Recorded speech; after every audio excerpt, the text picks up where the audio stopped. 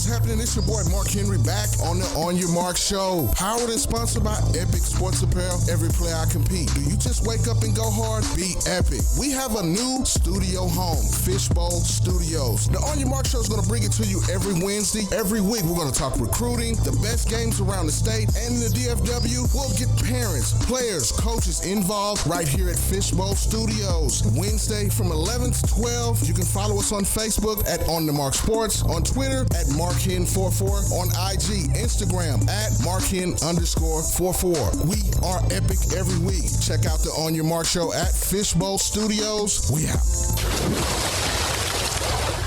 What it do? What's happening? It's your boy Mark Henry back on the On Your Mark Show, powered and sponsored by Epic Sports Apparel. Every play I compete. We got a special guest in the house. Of course, we got the co-host, Coach Johnson from Coast to Coast, and the CEO of Epic Sports Apparel, Seneca Wallace. He's one of the top quarterback trainers here in the state of Texas. If you recognize him as well, he played professionally for Seattle, for Green Bay, for Cleveland, and as well, he's an Iowa State legend, set many, many records in the Big 12. We're going to talk to him today about that, just about the quarterback play, some things that you should know as a young quarterback. How do you get into the mix? How do you start to training parents? When should you start seeking out training for your quarterback if that's the position that you want? This is a high quality position that, requires a lot of effort, requires a lot of things. But let's back up a little bit. We'll start with you, Coach Wallace. How is the quarterback's position as a whole, regardless of level, changed in the last, 20 years? It changed drastically, because nowadays, and I tell the kids this, the game is evolving from high school to college to pros, and you're seeing a trend, and it's starting in high school. Whatever being taught in the spread system, wide open, kids running the ball, throwing the ball, spread system, letting it rip, right? Utilizing the quarterback's talent. It now is transferred into college. All colleges are doing it now. And then what happens is you start to see that trend trickle into the NFL. And now you have more opportunities for quarterbacks like myself back in the day to get those opportunities to play, where we didn't back then. We had to be conformed to understanding playing within a system. If it was Mike Holmgren's West Coast system, I had to understand how to play in that system. But now you see coaches having a mindset to identify, to say, hey, this quarterback can do a lot of things. Let's utilize his talents, i.e. the Lamar Jacksons, the Pat Mahomes of the world, the Tuas. So there's a lot of things out there that are now open and giving us more opportunities for more athletic quarterbacks to utilize their talents at the NFL level. Now, Coach, you've seen it, coming up through the ranks as well. Give me a little synopsis of what you think. What's changed about the quarterback position in the last 20 years? Well, one huge difference I see is the speed. A lot of quarterbacks are getting very fast, even taller ones. Look at Allen. Very, very fast, and can run and really understand the game. Right? You have a lot of guys at a younger age. You have, my guys at DeSoto, Duncanville, very high IQs. Mobile, can take off and get 20, 30 yards or take it to the house. The speed of the game at the quarterback level has changed, and then the younger, guys are. And I go back to 7-on-7 to a certain extent because those extra reps are really helping younger guys understand coverages, right? You have guys playing peewee ball that can go no huddle, so they're really starting to understand the game earlier and earlier at a higher level. So it's phenomenal. Well, I think that you can think out of the side of the box is kind of what you both said as far as the quarterback position. They're not just, in a square box. It's I got to be a drop back passer. You can't limit them at this time period in today's game. But gone are the day.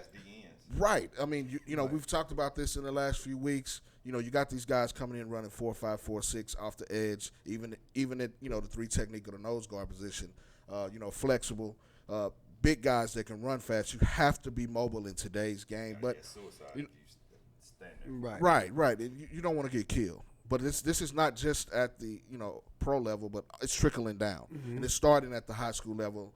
Like you said, progressing into college. But let's talk about measurables a little bit. Everybody gets hung up into that a little bit. And Coach Wallace, nobody knows this better than you. I think you set the standard for the Russell Wilsons, the Drew Breeses, the guys that didn't fit the mold. Right. We can't get hung up on that anymore. You got to look at this guy's total game package, the ingredients that make him up. So talk about that a little bit. Well, I think some people get caught up in a lot of the measurables, and I think if you can identify if the kid has the intellect, the football IQ to understand how to play football, you turn on the film, okay? He's making his reads. His eyes are matching up with his feet. He's going through his progression. The ball's coming off his hand. He's anticipating throws. If you can look at that and identify that from a coach's perspective, the measurable part doesn't really make a huge difference, because at the end of the day, quarterbacks are going to find passing lanes. They're going to find different ways to get the ball out. We're talking about different arm slots now, the way kids throw the football. Why? Because it's more of a spread system. Ball has to come out quick, right? Ball is going horizontally. We're throwing bubbles. We're throwing quick screens now. They're not trying to stretch the ball down the field as much as they used to back in the day. So the measurable part of it, I think, is starting to go away, right? We're starting to see where it's not just the pocket passers that had the success, the Tom Brady's, the Dan Marinos, and these guys from back in the day who were just sitting ducks. They're now moving the pocket. That's why I say one of the greatest quarterbacks in my eyes to play the game in and outside the pocket. And I'm not talking about design runs like a Lamar Jackson where they have design quarterback runs. I'm talking about a guy who can move inside the pocket efficiently, and he can get outside the pocket, pick up 10, 12, maybe scramble for a first down. That's Aaron Rodgers. He's unorthodox. He can get the ball. That's one quarterback that I played with who doesn't really need to warm up a ton and can go out there and beat you just because the way he plays the game. And we're starting to see that in a lot of the training that's taking place with these trainers and training these high school and young kid and quarterbacks. So the measurable part of it for me is not a huge thing, because obviously I was a 5'11" quarterback who played for a long time and had success playing at the next level. But obviously you have to have that it. That it is that extra. Okay, I'm undersized, so what am I bringing to the table? Do I have it here? Do I have it in my heart? Do I have the speed? What am I bringing extra to make up for maybe if I'm not 6'5" or 6'6"? And that's going back to what we talk about often is the one thing that if it doesn't show up vertically, it has to show up in a plethora of other different things. You have to overcompensate. Correct. Right? And that is the key. And then you still have your quote unquote gatekeepers of the old guard, which is those old systems of that mindset. Well, he's 5'11", can he see over 6'5", 6'6", lineman? But we want to, hand the ball off and throw it downfield. If he got to stand there, can he see over that lineman versus slide, see that hole, and get it down the field? But so you still have those systems in place with a lot of coaches that are stuck on their old way of doing it. So you probably won't fit in that system being 5'8", 5'9", 5'10", 5'11", even if you're above par with your athleticism. So it's just, again, finding the right fit and understanding that wherever that is, there is an opportunity for you to play at the next level. And then understand, I think that's one of the hardest things to do is to understand where you are in comparison. We all think we're great. We all think just because I can throw a ball, that I'm really good at it, right? But then in comparison to everyone else, where do I fit in? And if we have an honest look and can be able to see that, right, it helps us, say, okay, this is where I need to be until I'm more developed. Can I add something to that too? I mean, you got to think about also in today's game, think about how many quarterbacks actually have to play under center. Absolutely. Everything is in gun. Mm-hmm. So if a kid is not tall enough, Kyler Murray, we back him up. 99% of the snaps, 98% of the snaps are going to be in gun, right? So now I'm opening up those passing lanes for him. Maybe give him more opportunities to see. We know where the windows are going to struggle at, and that's inside the hashes. All right, we know we can get the clean throws on the outside. So That's why a lot of the game, too, back in the West Coast some days when I played, you were under center probably 85, 95% of the time. That's true. Now these kids are in gun and doing pistol zone reads, inside, outside. So the game has changed from that perspective. Well, definitely, you make a fair point in the Kyler Murray comparison. He's in the shotgun a lot. The coaching staff is fitting that into his game because he excels at that. Mm-hmm. And then he's such a killer on the outsides with his legs. I mean, once he gets an open field, it's a wrap. But, he didn't just start doing that. He did that in high school. Right. I saw him do that many on Friday, Saturday nights, through the playoffs, through the state championships. It's kind of ingrained in his DNA a little bit. And he had the game also from his father being a quarterback as well. So he had that in-house, and sometimes you don't get that. But that leads me to my next question, is the IQ aspect. You talked about that a little bit, about being able to read defenses, and we talked about fitting systems. How important is that to, the next level aspirations of a quarterback? It's very important. I think that's one of the biggest things. As a business owner, I talk about 3 C's. I talk about being competent, number one. You got to be competent. You got to understand the playbook. You got to have a football IQ for it, right? You got to be confident, number two, in your overall ability to understand the system, what the offensive coordinator, quarterback coach is trying to get across. Ultimately, you're going to be more comfortable on the grass. Competent, confident, comfortable. If you understand those 3 things, your ability on that football field is going to take over. But the first one that I talk about is being competent. There's no way, I don't care how athletic you are, how fast you run a 40, how high you could jump, how far you could jump. If you can't understand the playbook to be able to call a play, if you want to make it to the high level of football, right? At some point, you got to get in the huddle. I got to be able to say, use shift to change left slot, sprint right, GU corner, halfback flat on one-on-one ready. I have to be able to do that, right? Within the time clock system with it going down. But if I can't have it up here, I'm never going to make it to that level that I ultimately want to make it at. So that's the piece that I always, when I'm training my kids on the why, you got to have the football IQ. I'm going to explain to you exactly every drill we're doing and why we're doing it. So that way it helps you understand, slow everything down so you can process the information quicker. That's very important from the quarterback, and that trickles down. We talk about that often, and the reason why a lot of your guys get to college and struggle is because the system they were in high school, they never learned the IQ. They never learned the game. So now when you get to where the jargon is completely changed and you have to pick it up right now, you struggle because of man, I never learned this. So even, again, being a quarterback, but if I have the smartest quarterback, but as a receiver, I don't understand, zones, how to sit in the zone. Right. I don't understand if I got to flex, if I got to change. When to break a route off, everything. Absolutely. If right. I don't understand that, guess what? I'm hurting him. And right. It's going to ultimately make him look bad. Right. Right. So it has to be across the board. Same thing with the lineman. But the start of it is the quarterback, right? You got to have that IQ and the command of the guys around you. If you're in the huddle and you're like, man, I don't really know what I'm doing, and we're going to do this, let's try it. Yeah. Those guys not going to respect that. Right. They're like, man, put somebody in here that's a dog. Right. That's going to say, man, look, we got this. Let's put our foot on these cats' neck. Say it. Let's get it. Let's go. Yeah. And then if I make a mistake, hey, that's on me. Let's go. Yeah. You know what I'm saying? Watch this. Right? So, again, it's just the whole plethora. But a lot of times now we're focusing on one part of the game. I can throw the ball, but where's my IQ? Where's my heart? Do I understand the business of next level? Do I understand that I got to work while I wait, regardless of how good I am? Somebody there is probably a whole lot better than me. So I have to go in understanding that I got to work and get smarter, right, while I wait for my opportunity.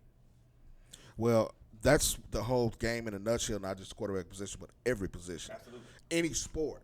It doesn't matter. You have to work while you wait. And if you're not getting it here and here, we talked about last week, development, body, all of those things kind of go and run together. You know what I'm saying? It's like, I used the analogy of Voltron last week.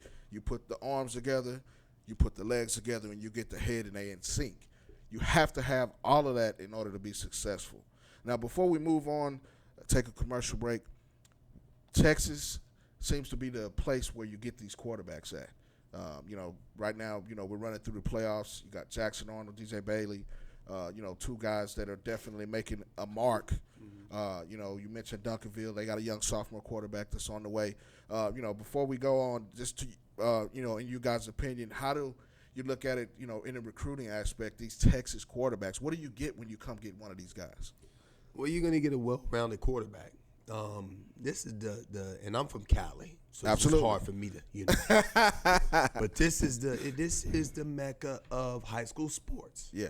If you got $60 million high school stadiums, there's a lot that goes along with that, right?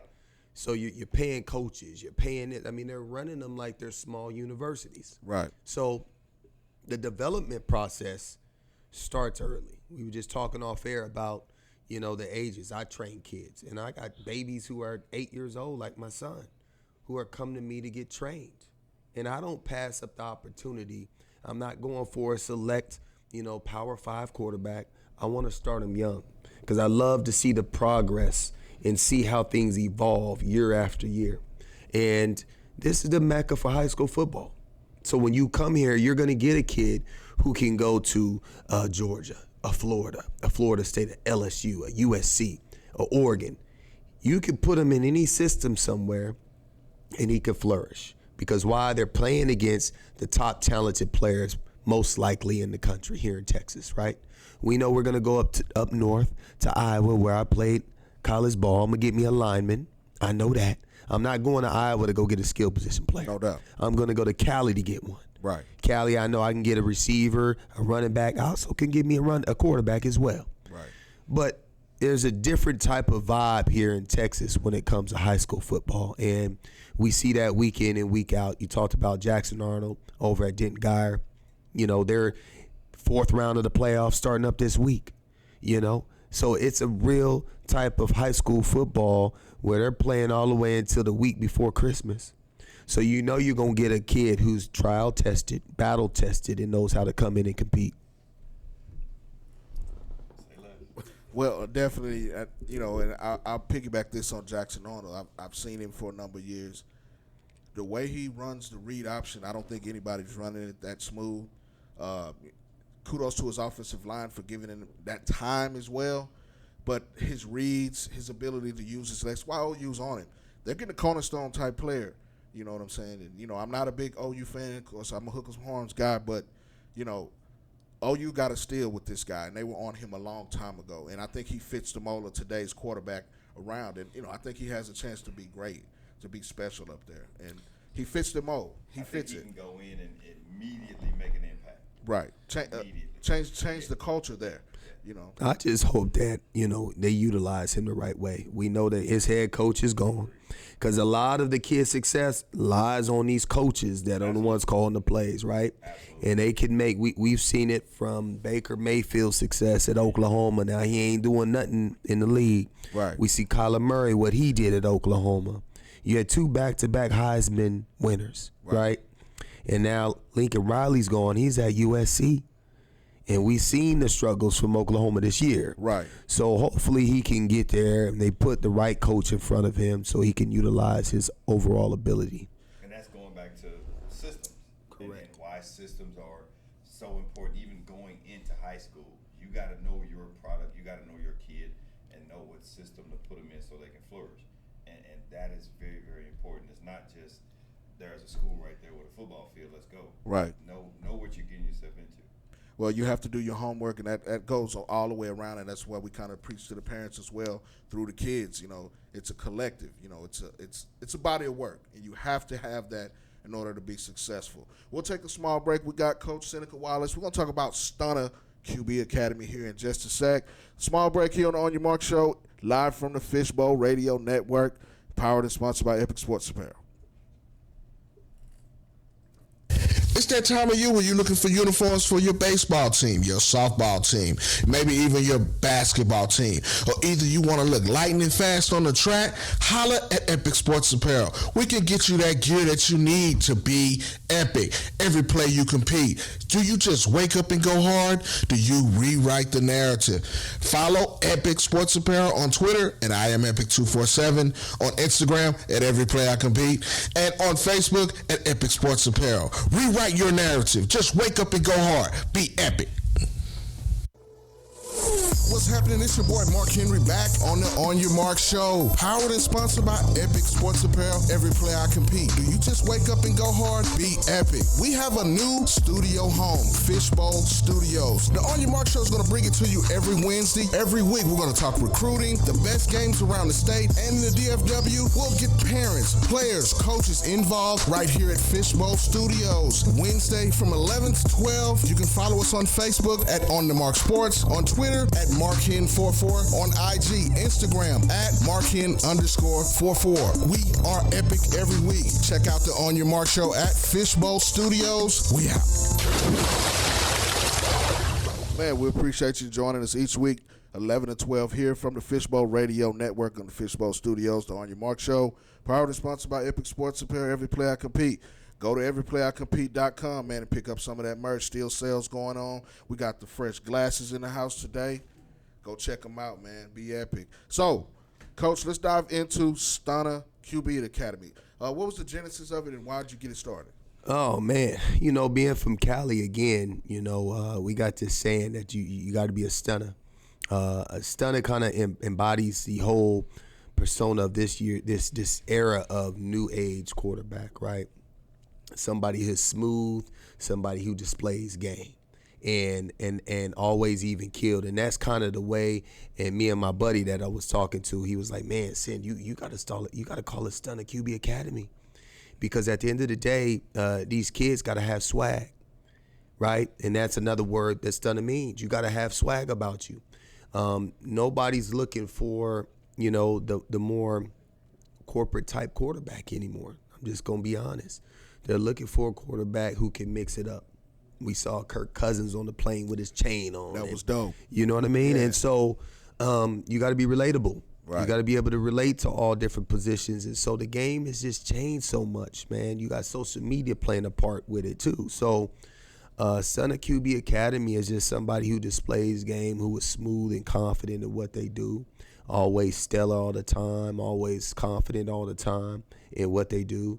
And that's the way I coach my kids. I want them to understand, you know, for myself, playing at a high level and what it took for me to make it to the level that I did, you got to always be on. You always got to be a stunner. You always got to be trying to outwork your opponent if it's on the grass or in the classroom. So then that way you always stay up ahead. I mean, in the National Football League, I don't care who you are, unless you are Aaron Rodgers, a Drew Brees, a Tom Brady, or these quarterbacks, they're always trying to better their team. So they're always going to bring in somebody every offseason to take your job for the most part. And so you got to collectively look yourself, do some self-scout every year, look yourself in the mirror and say, hey, I need to get better at X, Y, Z. And every year I did that. And I want my kids to know at a young age, I don't care where you are, every year you have to get better. You have to add something to your toolbox that you did not have the year before.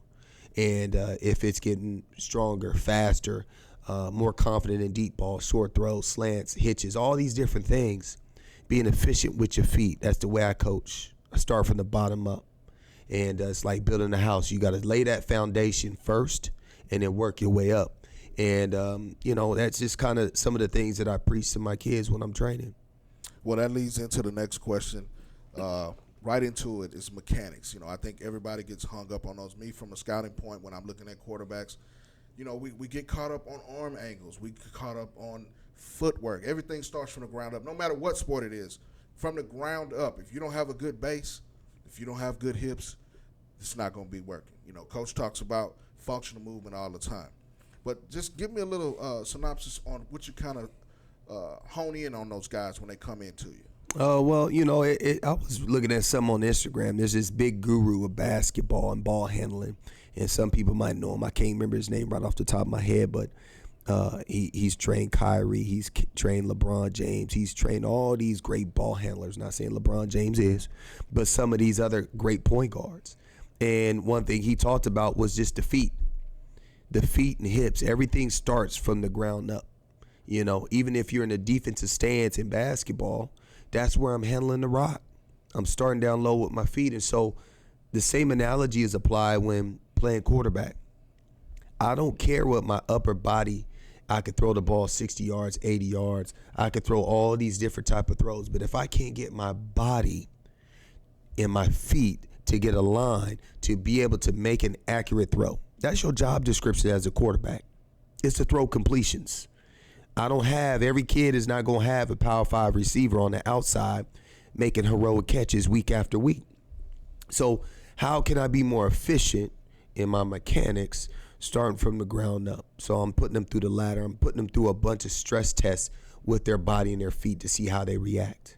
I was coached by a really great quarterback coach by the name of Jim Zorn. And he always said the drill work is the most important part. The drill work. You want to try to simulate as much as you can of game-like situations and see how your quarterback is going to respond. From the movements, from pre-workouts into 7-on-7 in the team, whatever it is, you want to be able to utilize those tools. So I give all my quarterbacks a different type of tools. I'm not so concerned on different arm slots and release points. All right, because there's going to be a time when you have a shallow cross coming from left to right where you have to drop your elbow and get it around the defender. It's going to happen. Now, am I going to have my starting point to throw a ball, be sidearm or whatever else? I'm not going to do that, right? I'm going to focus in on what my quarterback does well and what can I do to kind of get him in the right direction where his body is aligned, with his feet is aligned, his hips are aligned, his upper body is aligned. So the mechanical piece is important. The feet are the most important piece for me. Well, definitely, you know, we talked about this, and it's kind of hitting on these points about movement the whole time here in the last few weeks. And I think, you know, from a scouting perspective, when people are breaking things down, it's not always the arm slot. Everybody's not going to be the same. Correct. But, you know, like Coach has said and we've said, there's something about you has to be special. And you have to do what you do the best, that your attributes and your skill set fit that. Scheme as well. All of that goes hand in hand. And the quarterback position is probably one of those that, you know, take that into consideration the most. Well, I mean, not to cut you off, but I mean, you talk about, look at Phillip Rivers. Absolutely. So, you know, when you collectively go through all 32 quarterbacks in the National Football League, all of them are going to be throwing the ball different. Some are going to be getting more over the top. Some are going to be throwing some sidearm, Justin Fields. Some ain't even going to have a lot of rotation with the elbow and shoulder bend and all that other stuff, right? But when you look at one thing that's consistently across the board the same is their feet. Everybody's feet, from a 5-step to a 3-step to a hip to a 2-hip to whatever you want to call it, all that's the same. They might throw it differently, but everything from under center is the same. Everything from gun looks the same. The throwing motion might be a little bit different. And there's guys who have made a career, a long career, and are successful with throwing the ball maybe the most unorthodox way. Phillip Rivers. You know, there's just things that can happen, that can work, but you got to be consistent with your feet and your body alignment when you're throwing the rock. The only sport I know footwork isn't a factor is esports. Right. I mean, footwork is very important. Already. And, you know, like you said, the mechanic part, him being a quarterback knows, you know, all too well, but the footwork works for everything. I mean, you're not going to be successful in any sport if you don't have a great base, right? If you can't move, if you can't put yourself in position to make a great play, and that starts with your feet. And then everything else is just kind of, you know, whatever it is. Even with linemen, right? Yeah. You still got to have great footwork. Absolutely. In position, right? To make that block. Make your hands work. Right. Because if your feet don't move, the rest of do whatever. Right. You still Slow feet don't eat, baby. Man, Aaron Donald, you see him all day long. He's doing his bag work and stuff with his feet. And the dude got like running back feet. Yeah. And your hands can do whatever, but he gone. Right. Yeah. if your feet ain't moving with him, he passed you. Right. Your hands only can do so much. Right. You got to have the feet to match him. Otherwise, you in quicksand. It's over. Yeah. So, footwork is very, very important. And, but I think the biggest thing I see from a lot of young kids now is they're not comfortable being uncomfortable, doing the same thing over and over and over and perfecting it. They're like, okay, I did a lot of drill one time. Can we do something else? I think I did enough. It's good. I'm okay. Let's move on. But that creates that separation of why you have those guys that are it, because mentally they're like, man, no, I'm gonna keep doing this until I get it right. Right.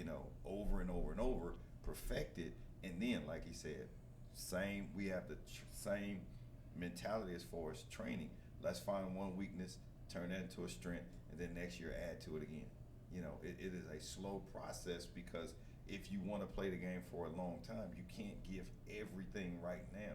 You still got to have room to grow. So you keep adding to the bag, right? Because it's a whole lot of stuff you got to take in.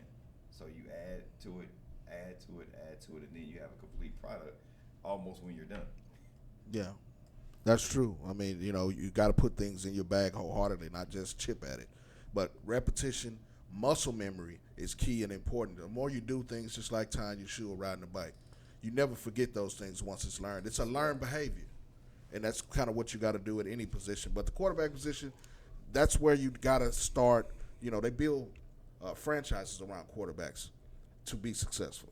Those are the dudes. Those are the guys. That's. If you ain't got no quarterback, you ain't got no franchise. Absolutely. You gotta have a quarterback. And the more special that Right. quarterback is, the more your franchise is going to flourish. Right, and since I'm in the high school market, I don't think you can pass that up as well. No. The successful teams have a successful quarterback. Absolutely. The better teams have a quarterback that can do it all. They fill stadiums. They fill stadiums, but they beat you as well. For sure. They For beat sure. you as well. I think that's the difference, and you see it in the playoffs now. Look at each team and their quarterback and the stability they have, and that, I guarantee you, that breeds success in somehow. Mm-hmm. Now, Coach, what about the mentorship part of Stunner QB Academy? Talk about that a little bit and how you guys kind of go do that. Man, I mean, we had I had a class that I started called Sunday Morning Quarterback. So every Sunday we would get together. This was my way. It was a holistic approach to staying with my quarterbacks throughout the season. A lot of my high school kids don't want to train. I don't want them training really during their football season. But Sunday is my way to kind of still pour into them. We sit down, we break down film. A lot of them don't have the time, or their team just don't do it. We break down film. We talk about nutrition. We talk about the beautiful thing is experiences. I had other players who played in the National Football League for a long time. We always had a topic we discussed every week. If it was overcoming adversity, Matt Hasselbeck called in, talked about overcoming adversity. Lofa Tatupu talked about playing with a winning spirit and having a championship mentality. So I have all these guys. Nate Burleson called in talking about playing with a swag, and when you have success, how do you deal with success? So it's a way for me, because in high school football and in every level, you're going to have peaks and valleys, right? We want to try to keep it level. We want to stay on the even plane, especially build that consistency throughout a 10-week period. And how do we do that? You got to have a flush out period. You got to be able to leave that baggage behind on what did I do wrong last week? What can I do better this week? Maybe my pregame meal didn't match up and I felt lethargic when I was out on the grass, So just different things that I kind of help these kids with approach week after week to see their level of play. Kellen Tazzy, my kid at Little M, he was second in passing for a while, and this kid was the first time being a full-time starter, and he did his thing. Now, he didn't have the other pieces around him. There's a lot of people in and out of the lineup and all these different things, but I was so proud of the young man because he held in there, even though they were unmatched, but he competed his tail off week after week. Got another kid at Panther Creek New School, and they got their team into the playoffs, and so Cole, and we'll talk about these kids later, but it's a way for me to keep mentoring and to build bridge the gap between these kids who want to see themselves at the next level, understanding how to communicate in a classroom setting with other peers, right? If I have a bad game, I can't not just show up to meetings on Saturday. I got to face the music and watch the tape. And so that was my way to make sure these kids for 10 weeks, every Sunday, got their butts up at 8 o'clock. We came in there, and like I said, we broke bread, we communicated, we talked about the game, and then we did recovery, we did cold tub, hot tub, all this stuff that they're going to be doing once they go to the college level is what I was trying to build for them. Well, that's definitely dope, and that's one reason, we appreciate you joining us here. Shout out to Stunner QB Academy. This is Coach Seneca Wallace. Guys, you got to have that, like you said, break bread. You got to have that IQ. Things that we've been talking about, parents, listen up. This is what you have to do, not just the quarterback position, but any position to be successful. But if you got a young quarterback, man, you got to listen to these tidbits. We're dropping jewels today here on the On Your Mark Show. We're going to take a small break. Shout out to my guy, Chris Duback from Select 50 Showcase. Really? Coach Seneca Wallace is one of the trainers there, one of the camp counselors. We're going to talk about that and a few quarterbacks that stood out at several of the showcases. Here on the On Your Mark Show, we'll take a small break. We'll be right back. It's that time of year when you're looking for uniforms for your baseball team, your softball team, maybe even your basketball team. Or either you want to look lightning fast on the track, holla at Epic Sports Apparel. We can get you that gear that you need to be epic every play you compete. Do you just wake up and go hard? Do you rewrite the narrative? Follow Epic Sports Apparel on Twitter at I am Epic247, on Instagram at Every Play I Compete, and on Facebook at Epic Sports Apparel. Rewrite your narrative. Just wake up and go hard. Be epic. What's happening? It's your boy Mark Henry back on the On Your Mark Show. Powered and sponsored by Epic Sports Apparel. Every play I compete. Do you just wake up and go hard? Be epic. We have a new studio home, Fishbowl Studios. The On Your Mark Show is going to bring it to you every Wednesday. Every week we're going to talk recruiting, the best games around the state, and in the DFW. We'll get parents, players, coaches involved right here at Fishbowl Studios. Wednesday from 11 to 12. You can follow us on Facebook at On The Mark Sports, on Twitter at MarkHen44, on IG, Instagram at MarkHen_44. We are epic every week. Check out the On Your Mark Show at Fishbowl Studios. We out. Man, we appreciate you joining us here on the On Your Mark Show, powered and sponsored by Epic Sports Apparel. Every play I compete. Man, we're talking a little quarterback play. We're going to talk about Select 50 Showcase. Shout out to my guy again, Chris Duback, for coming on a couple of weeks ago. We got one of the camp counselors here, Coach Seneca Wallace. Now, Coach, how did you get involved with Select 50, and talk about that a little bit? Well, I got involved with Chris, as a player. I trained over at used to be called API, and now it's called Exos, and that's where I met Chris Duback. And so from there, we built a relationship, and then Chris asked me probably about, 7 years ago, to be part of his Select 50 and what he was building through the Exos brand at the time. And so I'm pretty much the field general when it comes to the Select 50 showcases. And I got to make sure we're on time. I work the 7-on-7 stuff. I work the 1-on-1 stuff. I'm the offensive liaison, and I also work with the quarterbacks. So I'm hands-on with the quarterbacks with their drills. And so I would fly. He would fly me out to Florida. We would run the one in Florida a ton. Always had a great turnout there. And then we would do the one here in Frisco. And so now he's branched off on his own. So he has a lot more flexibility in what he can do being on his own, which I'm proud of him for that. So, I support anything he's doing. I think he has a really good company that he's partnered up with and what he's doing with his brand. And so to be able to be part of what he's doing now, that he's not handcuffed in a sense, to kind of get out there and be more aggressive with his approach with the Select 50 showcases, I'm all in. And so we got some great stuff coming down the pipeline that I'm part of.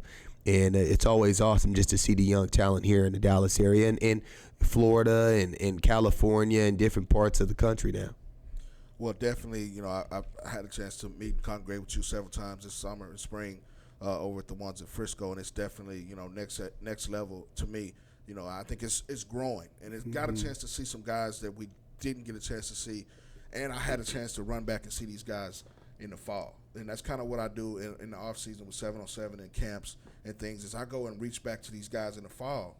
And, I've talked about my guy Landon Sides. I've saw him several times. And each time I see him, he's getting better. But that's the receiver for Denton Guy. It's probably Jackson Arnold's favorite target, or one of them, along with Josiah Martin. Mm-hmm. But, I saw him first time there, and the one in April. And since then, he's blossomed. So I think that shows, what you guys are doing over there. But Coach, what are some of the things that you can share with the parents and players to get them prepared for big showcases like that? I think that's a big thing, a nugget. Sometimes they come in unprepared and not knowing what to do. And I know that, being around you at the camp, you are very, very tough on those guys and what they need to do. And, your group is usually one of the top groups, Coach Tank and all those guys, shout out to them as well. But, you move different out there. You kind of have a tight leash on those guys. So talk about that a little bit. Yeah, because I think, that's the way sports is, the way life is, man. Especially we're working with younger generational kids, and I feel like it's my job.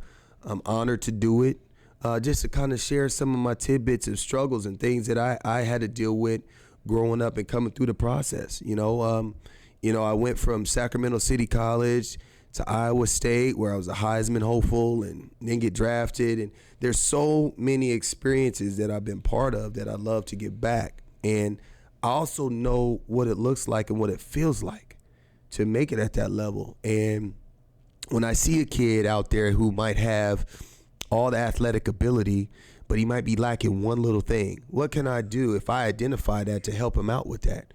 And so when we're out there at these showcases, I want them to be able to be at their best when the time is needed. If it's running a 40, if it's a 5-10-5, if it's a broad jump, I want them to be able to put on a performance that they can look back at, when it's all said and done, and said, I put my best foot forward at this showcase, right?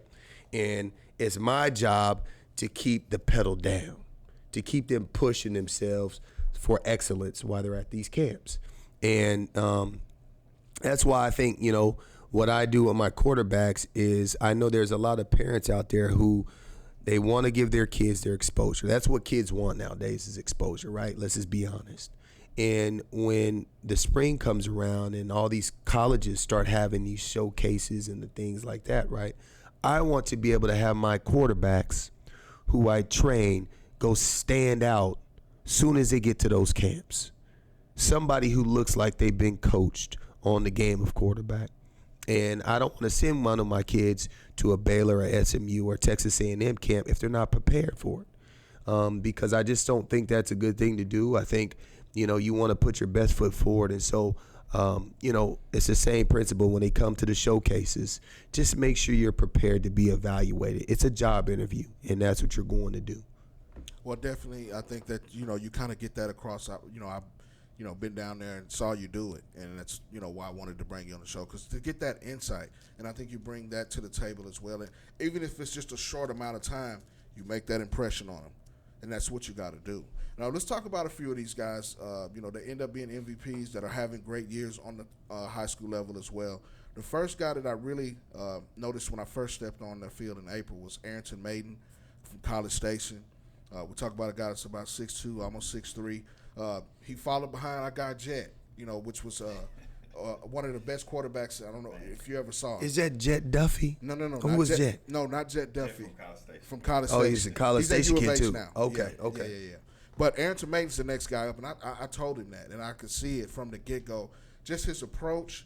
We saw it in 7-on-7. Yeah, and we saw it in 7-on-7 too. College Station, the Cougars 7-on-7 is one of the best. Mm-hmm. But Maiden, not just having the measurables and the stature, but his arm strength, his mechanics were crisp, but his cerebral approach as well. Anytime Coach Sin said anything, he was right there on it, and that was one of the guys that got the first MVP, and he came back a couple of times more just to get that as well. Talk about Arrington Maiden a little bit.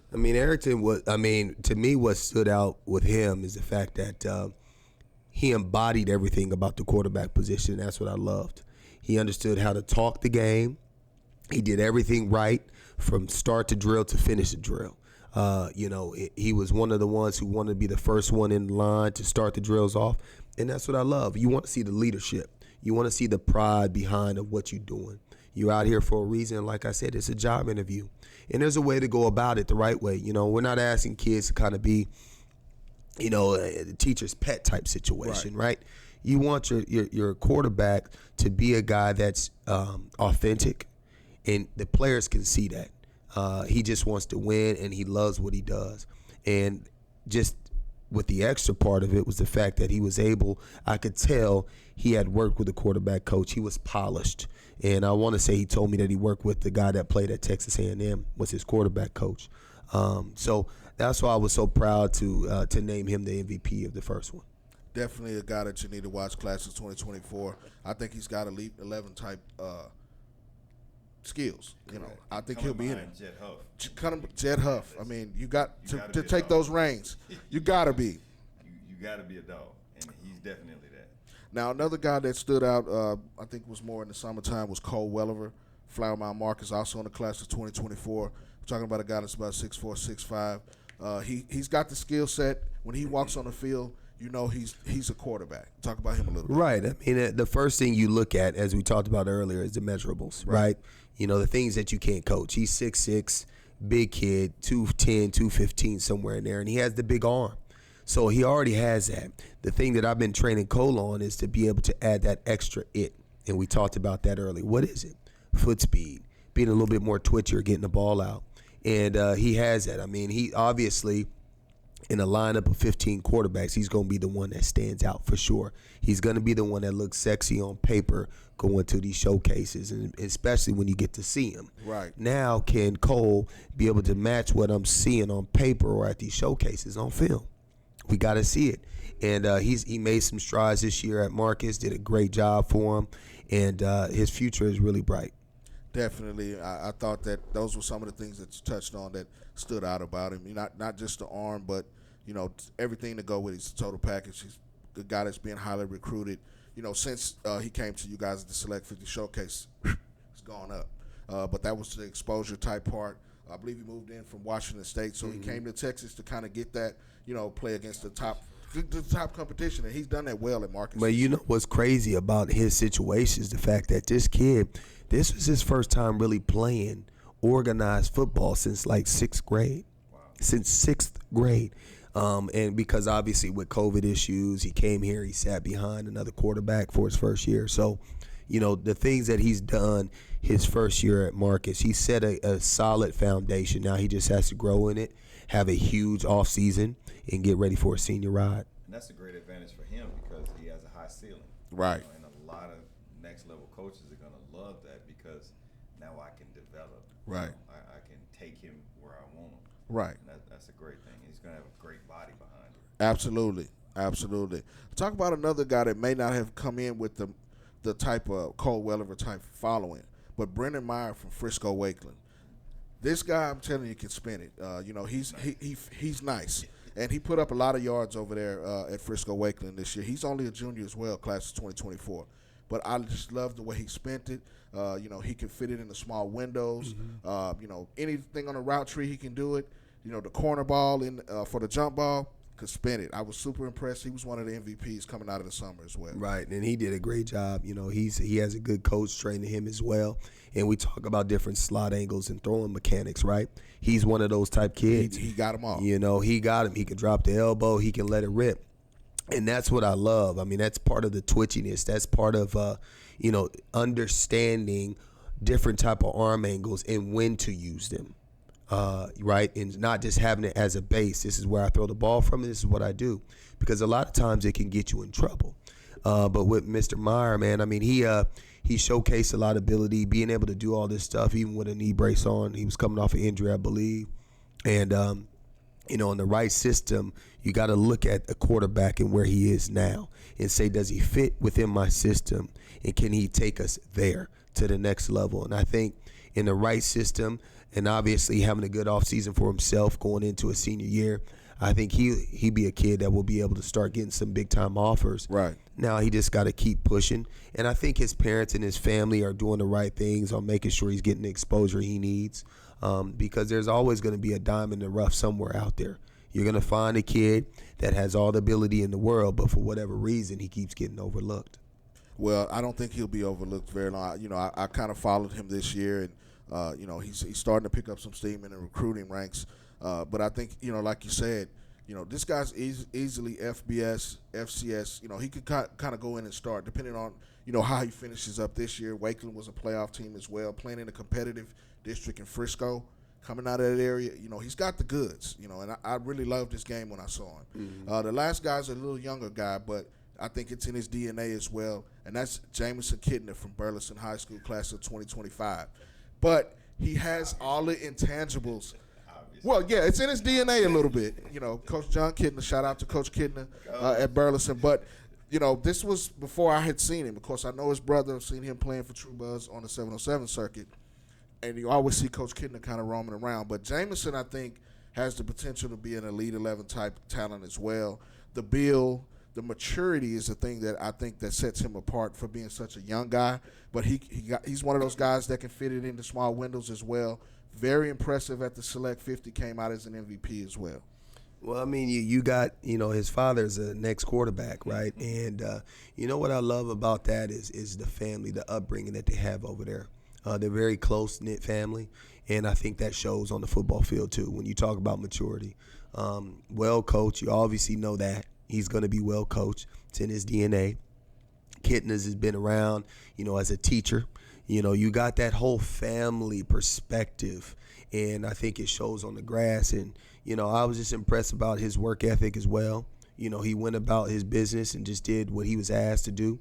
And so I think his future is bright as well. And as long as he has, the Kidner family genes and everything else that comes along with it, they're going to be winning. His daughter's doing great things. She's doing shoe customization stuff. And so they're always going to be winning, and I believe it's going to continue for them. Well, definitely. Go ahead, Coach. They compete a lot over there. I remember us going to SQTs, and they compete. And that's putting him in a great situation because he's always getting live looks, whether it's in tackle, and they're competing against Duncanville and, who was the other teams? See, DeSoto was there, Duncanville, This was College Station. Yeah.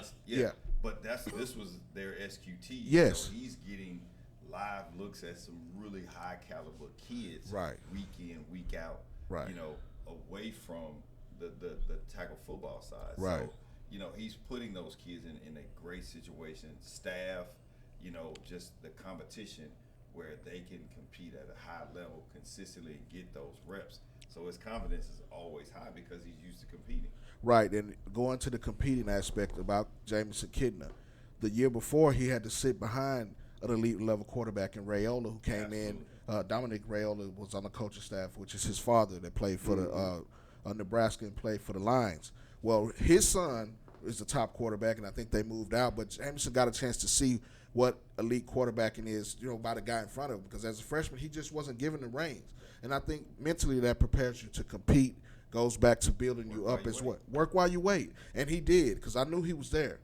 But when I saw him this summer and this spring at the Select 50 Showcase, I was like, okay, this is that guy. This is that guy that's going to be on the next level. This is that guy that's going to take Burleson. They had a rough year this year, but that's building blocks to set you up for success, and I think that they know that over there at Burleson.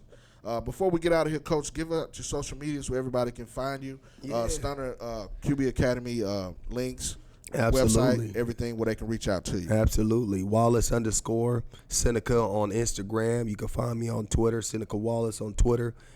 Just find me, man. I mean, give me a shout out. I'm trying to build my Instagram page. I've been terrible on Instagram and Twitter and all these things, but I'm understanding the importance of me being a quarterback coach, how it's going to help my kids grow, Brandon, all that other stuff. So follow me on Instagram, Facebook, Twitter, all the social media pages. I'm not on Snapchat or TikTok or none of that yet, but I'm pretty sure my kid's going to get me on there pretty soon. Coach, give out the Every Player Compete, everything. It's actually on. It should be on there, but at www.everyplayercompete.com, you can find us. Same thing on Instagram, same thing on Facebook. And aside of that, parents, it's very important to invest in this. It's important to a certain extent of you have to understand you pay now so that you can leverage that later.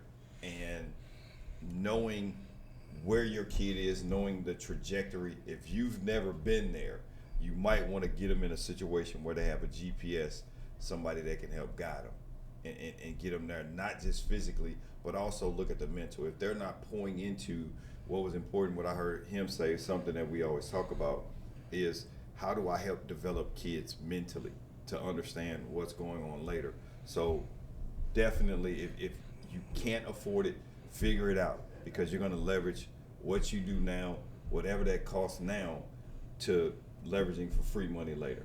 And it's very important, because that separation, the one thing you say, I can do it myself, will be the one thing that could keep you from getting to what we call the bag, because you didn't have someone that takes you over the hump, that really gives you that little thing that's different. And I can't coach myself. I can't see my weakness.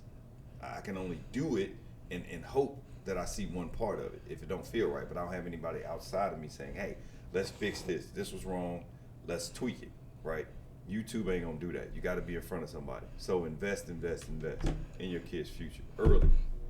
Well, definitely, we appreciate everybody joining us here on the On Your Mark Show each week, live from Fishbowl Studios, Fishbowl Radio Network from 11 to 12. We'll be back at you next week. We'll announce the next week's guest. You're going to want to see this one as well. Go to everyplayIcompete.com, pick up some of the merch, Iron Sharpers Iron. You got the fresh glasses as well. For Christmas, put it in a stocking stuffer. Do it. Be epic. Have a great Wednesday. For Mark Henry, Seneca, Wallace, and Coach Jay, we out. What's happening? It's your boy Mark Henry back on the On Your Mark Show. Powered and sponsored by Epic Sports Apparel. Every play I compete. Do you just wake up and go hard? Be epic. We have a new studio home, Fishbowl Studios. The On Your Mark Show is going to bring it to you every Wednesday. Every week we're going to talk recruiting, the best games around the state, and in the DFW. We'll get parents, players, coaches involved right here at Fishbowl Studios. Wednesday from 11 to 12. You can follow us on Facebook at On The Mark Sports, on Twitter at MarkHen44, on IG, Instagram at MarkHen_44. We are epic every week. Check out the On Your Mark Show at Fishbowl Studios. We out.